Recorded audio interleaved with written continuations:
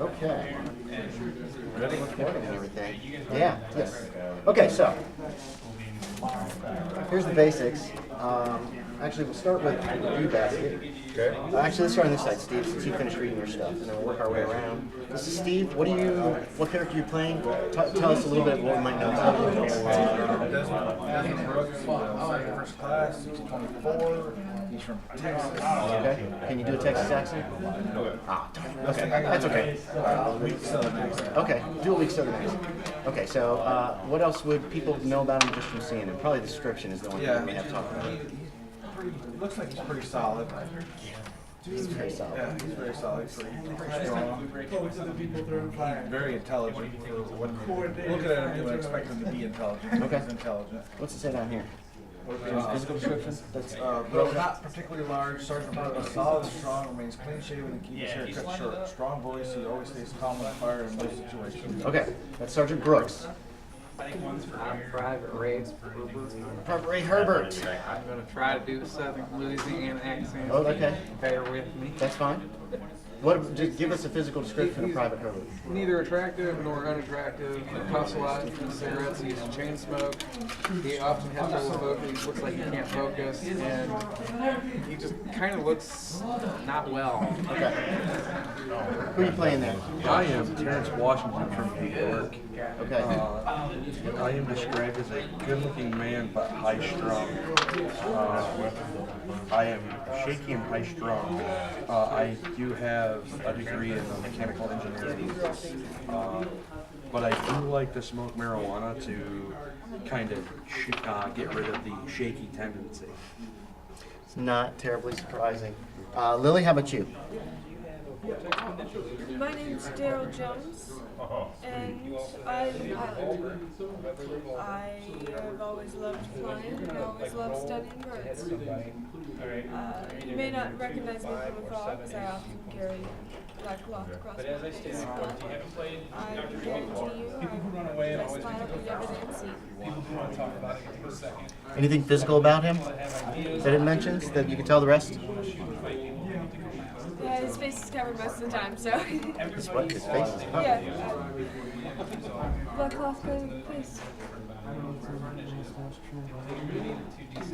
Wait, where? And possessions. No. You guys have no possessions yet. I'm sorry. Okay. And that should be over. That should be black Have a very watch. thin. It's a watch with a black cross. Oh, okay. Cloth over his face. Okay, never mind. Okay. Then yeah, he's got a clean shaven except for a little bit of caterpillar right under his nose. And he's a good-looking guy. A real good-looking guy. What's the appearance on that character? Appearance is 14. 14. Really Yeah, nice. he's good-looking. I'm sorry. What's your name? Lou. Nice to meet you, Lou. I don't think we've actually. No. Did we meet? A little bit earlier, but it's alright. I'm a little out of it. Who are you playing, Lou? Jake Brindle. She's from Montana. Okay. Brown hair, brown eyes. He's a white boy. He smokes all the time, Okay. and his mouth is usually curved and a sneer. Okay. Nathan? Yeah. Who are you playing? I'm playing Tyrone Johnson. He's not a real handsome guy. I'm not a real handsome guy. His eyes are a bit too far apart. Sometimes seem open too wide. He's a kind of a grunt. He's been a gunner in a couple of different regiments or whatever. Okay. What's his size? Is he a little guy? He is. Size of 9. Nope, just a little below average. Okay, has everybody played Call of Cthulhu? Who is here? No. Okay, it's a very simple game, very easy to pick up. Since you two guys are together, you've never played. I know Chris, you played, actually. And we'll get you the rules as we go along. It's very simple. You roll percentile dice for everything to see if you actually succeed. Your numbers that you have to roll under are actually on your character sheet for your skills. Yeah, that's pretty much about it. And if, as we go on, we'll just roll. It's a very easy game to pick up. Yes. Hold on, man. You got some? Okay. It is Friday, May 2nd, 1969, roughly 2,000 hours. Each of you accepted the offer that was made by a mysterious officer, President Long been jailed, to go on a top-secret mission with the promise of having the charges against you dropped. What you weren't expecting was to be dragged out of your bunk before dawn and then herded into the back of a covered M35 2.5-ton truck before being driven all day across the godless roads of South Vietnam. It was unbearably hot under the canvas, but the guards would not allow you to open flaps. It was stifling for the 12 men in the back of the truck. In addition to your little group here, which for now is just the beta, so you can ignore that, are 6 other men. Warrant Officer Marvin Smith, Warrant Officer Tim Perkins, Staff Sergeant Xavier Moore, Staff Sergeant Cecil Scott, Sergeant Marcus Williams, and Private First Class Luke Miller. If you'd like to see information on them, there's some basics right there. They're from various different parts of the country, obviously, and they also obviously came from Long Beach Jail. The vehicle stopped twice in the heat of the day, allowing you and your fellow prisoners time to stretch and relieve yourselves in the nearby jungle. The truck is escorted by 2 jeeps, each armed with an M2 50 caliber machine gun that never seemed to waver from pointing at you.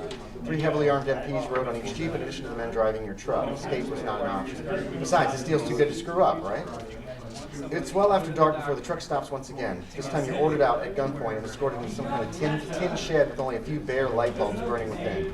A few dirty tables are set up and you take your seats at them, the armed MPs taking up positions around the room. You're not sure where you are. You're not even sure if you're still in Vietnam or if you're in Cambodia. Drove all day over awful roads. You're sore, you're hungry, you're thirsty, you're miserable. You only have your fatigues on. You don't have some insignias. Well, I guess you would still have patches, and that's about it on your fatigues. Everybody kind of takes their seats in this. It's almost set up like a briefing room of some kind. And within just less than a minute of you guys coming in, back door opens. And a man finally enters from the back of the building. He's wearing an ill-fitting uniform with a silver eagle on the lapel. You recognize that as Colonel. Bird Colonel.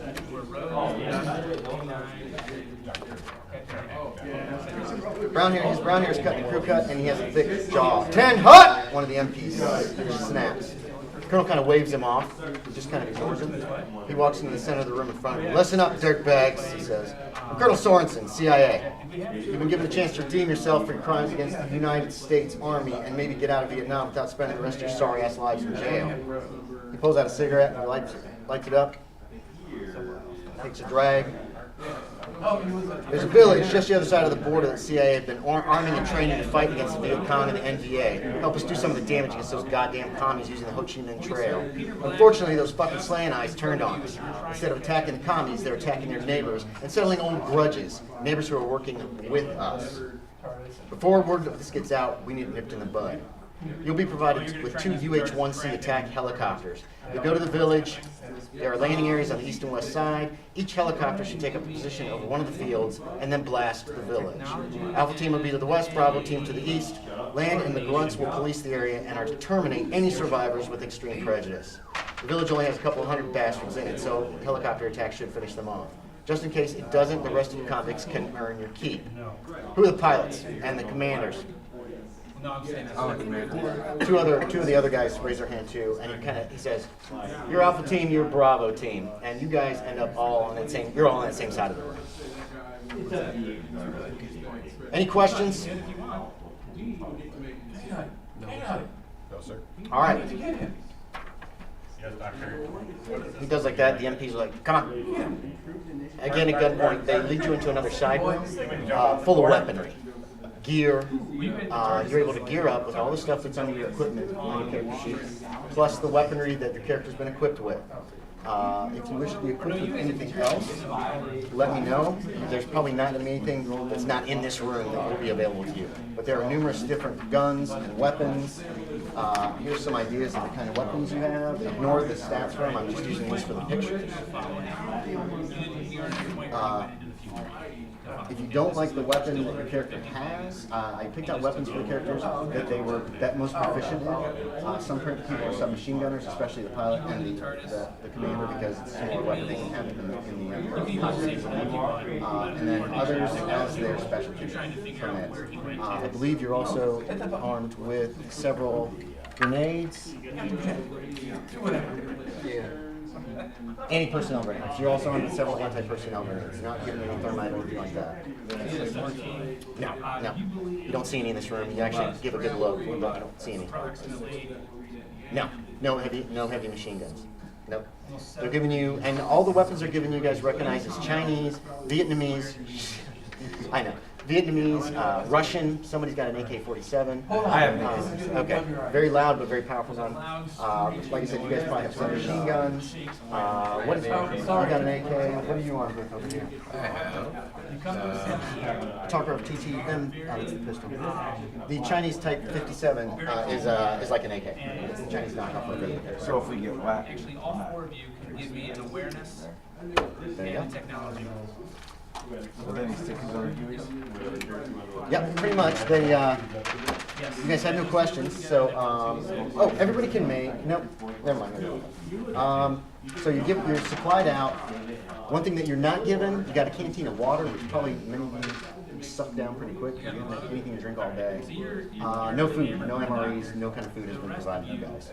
Realize that you are in space. Yeah, sea rations. None of it hasn't been provided. But all the rest of the equipment is basically given to you. If you don't wish to carry everything, just mark it off your character sheet. If you don't want to have wire cutters, if you don't feel like lugging around the, the entrenching tool, if you don't want it, just mark it off. Your character doesn't have to take it.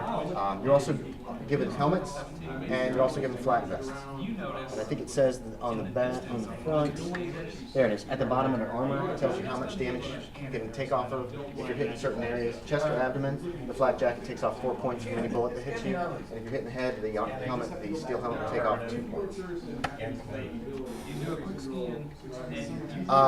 The magazines are empty. All the magazines are empty that you pick up. And Are we wearing American uniforms? yes, you are wearing American uniforms because that's what you're wearing. The clothes that you were wearing in jail. And the helmets and the flag vests are also American. I'm just surprised. You guys all hear K9 as he describes it. Yeah, I did. Then you're escorted out into the yard. One of the MPs says you'll be given your bullets when you get there. This seems kind of contentious of you. Out in the yard behind this little building are 2 UH-1C hogs. They look very much like this. You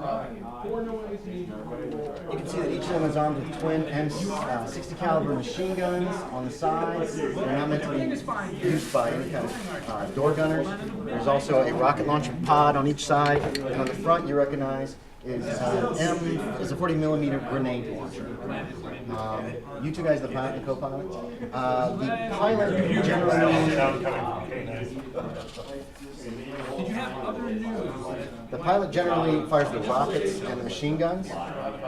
You'll be using aerial gunnery for the rockets and machine gun for the machine guns if it comes down. Well, you're supposed to waste this village essentially and police it. You're in charge of the 40mm grenade launcher.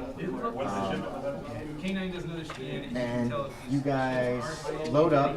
Each team loads into one of the helicopters, and you guys start your pre-flight checks and all that stuff. The helicopters, they look like they're in pretty good shape. Yeah,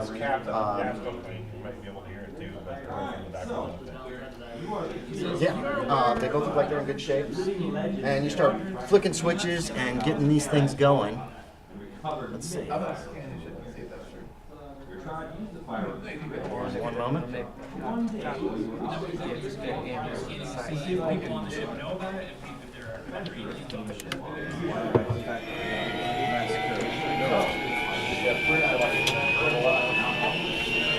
This really starts even before the runners even start. As everything is starting to pump up, one of the MPs brings you. One of the MPs brings you a bag, like a satchel, and dumps it at your feet. You're the commander? Yeah, you're the commander. And he dumps it at your feet. He says, this is for your men once they've actually gotten on the ground. He drops it. It's really nice. He says there's some C4 in there too. And then another MP brings you like clipboard. It's got the flight plan, destination coordinates, simple route plan, and This note is also living. You may do with that as you wish. And share that with the pilot, too, before you guys get there. Understood? One gives you a thumbs up, another guy's like... And then they back off. And you notice all the guns are still aimed at the helicopter as they back away. And it takes a minute and a half, almost 2 minutes before you get up to the point where the helicopter can actually take off. It's very loud when it does that. What do you guys want? It's kind of getting your hands right now. You're the pilot. No, you're flying, right? You're the pilot. So you're the one that actually gets up in the air. Yeah. And you're feeling real jiggy right now. Real jiggy. You're in fact your pitch. Yeah. Okay. Yeah. So you got the shakes. By the time it goes, it sounds like this, and then you can actually get it up in the air. Okay. I won't be sharing any information. You're not there. Okay, he's got the clipboard. He's got basically the route plan. He's going to tell you what it is in the flight. And you guys take off, right? Okay. And you make your way heading east. Oh, sorry, you're heading west, actually. And from your west, you're heading from some of the full moon hangs over the dark jungle below you. Now, make a forward to bluish and healthy road. The trip only takes about an hour. So one things for you guys to look at. There's your helicopter. This is status of the helicopter. Okay, right there. And you guys all have first aid pouches if anybody has anything. This says what's in it.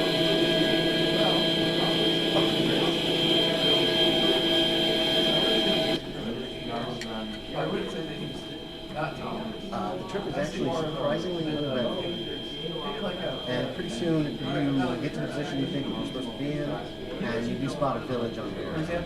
It's obviously very dark. There's some kind of flames, like fire or something outside of there, like a fire or something. Bravo team is supposed to stay on the east side, Alpha team goes around to the west. You do have short-range radios in the choppers, and you can coordinate it, so does I. What's the plan? Smith and Perkins. Perkins is the pilot, and Smith is the commander of the other helicopter. And Perkins is like, Smith goes, we'll be in position in just a minute. And then they peel off to one side around the north side of the village and start heading out.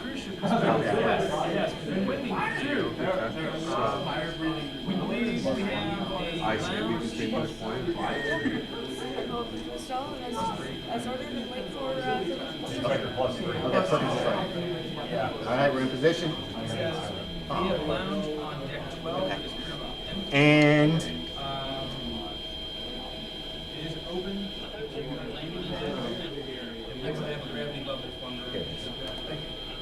this is just for you guys. So she's gonna let you guys relax. A minute. This is for you guys. This doesn't happen, but it's just for you guys. It's just dramatic. Yes. If this was a movie, this is what would start playing in the background. All right, let's go. Let's do it. That's what you hear from over the radio. You guys open fire on the village? Okay. Gunfire, the gunships open fire, spewing forth flaming death from the two missile launchers and twin M60s on either side. There are terrible secondary explosions as the grenades from the launcher on the prow explode amidst the huts. Fires burn, and the light from the explosions, you can just sometimes make out the other gunship 100 yards away, also blasting the village with everything it's got. At one point, there's a huge explosion from somewhere in the village, and fire spreads quickly on the north side. It might have been where the villagers were keeping ammunition or explosives or something. Do you want to use up all of your ammunition? What percentage of ammunition do you want to use? I said we use just enough just to do what we need to do. How much is it? You won't really be able to tell from this guy to just be able to say, I'm going to use that much. You need to give me kind of a guess. 50%, you want to use 75%, 90%, about 45%. Just 45? Okay. You're in charge of the grenade launcher. And it holds, your grenade launcher actually holds 150 of those grenades. Okay, then I reserve a good 25 to 35. Okay, just jot that down. 25 40 millimeter grenades. You can drop them in your character sheet. How much? 25 to 35? I can write it down. The twin machine guns, the belts have a total of 6,000 per side. So you want to just use about half of that? Yeah. Okay. So you got about 3,000. Okay, thank you. How about the rockets? Are you saving any rockets? Each of the rocket pods weighs 7. I'll go with the Save 2 in each? Okay. Okay. That's awesome. He's only a warrant officer. He's a warrant officer. Can I ask you, with the information that I was given before takeoff, did the other commanders from the other people get the information as well? You don't know. You know that he was handing off a clipboard just like you were with the information, and you saw a satchel go into that other helicopter. You have no idea about the other things.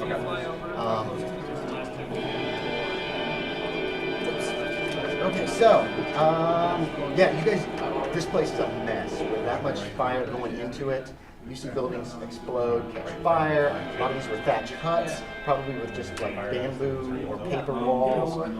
There appeared to be a slightly larger, solider structure in the center, maybe made of like concrete or stone or something. It is just smashed to pieces.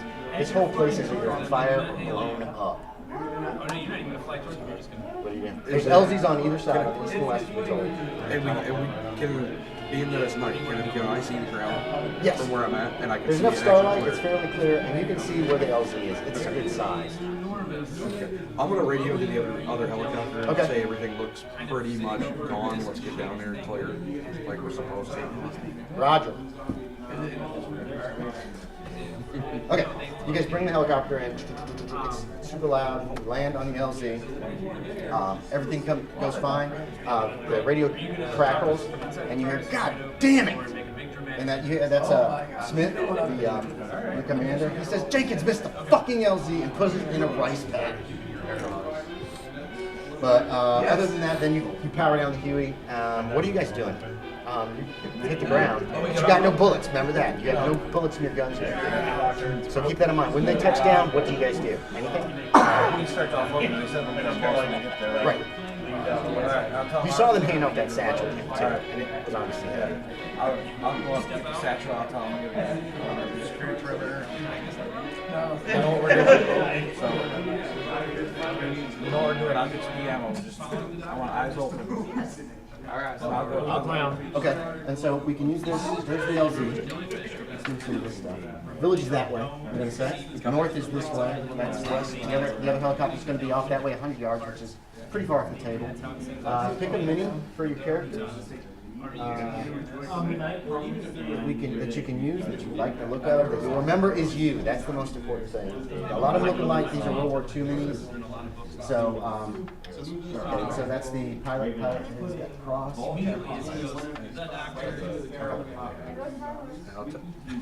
Here's some choices for you. I'll take that. This guy? Jellyfish, you think it might have turned around. You're not sure. I'm going to make sure I'm putting him on the right side. What's distinguishing about this one? He's got a submachine gun. It's a little gun. Does your guy got a little gun or a big gun? Little gun? That might be a good one for you, then.